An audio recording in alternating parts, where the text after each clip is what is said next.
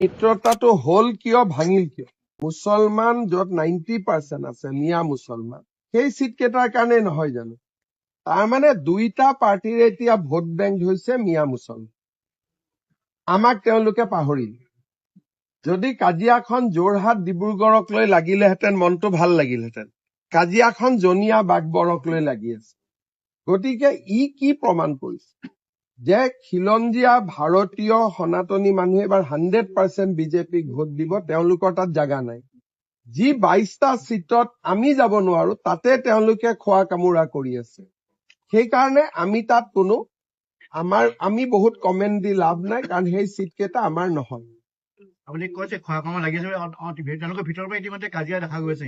নহয়, খোৱা কামোৰা তেওঁলোকৰ লাগি থাকিব। ধৰক যদি যিকোনো জাগাত 22টা চিট যদি কংগ্ৰেছে নলয়, যদি অখিল গগৈক 4টা দিয়ে, জাতীয় পৰিষদক 1টা দিয়ে, 22টাৰ পৰা পৰ্বত জৰাটো হাগ্ৰামা মহিলাৰী জিকিবই।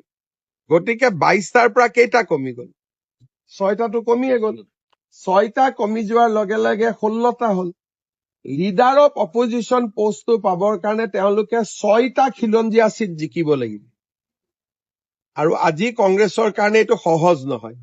সেইকাৰণে ৰাইজৰ দল আৰু এজেপিয়ে স্পীকাৰক কলেও নহব যে আমি কংগ্ৰেছক সহায় কৰিছো, এওঁক বিৰোধী দলপতি দিয়ক। নিজৰ দলৰ চিম্বলত 24 জন জিকিলেহে কংগ্ৰেছে বিৰোধী দলপতিৰ চিটটো পাব। এতিয়া মই দেখিছো তেওঁলোকে ইজনে সিজনক বিলাই থাকোতে বিৰোধী দলপতিৰ আসনখনো তেওঁলোকৰ হাতৰ পৰা যাবগৈ।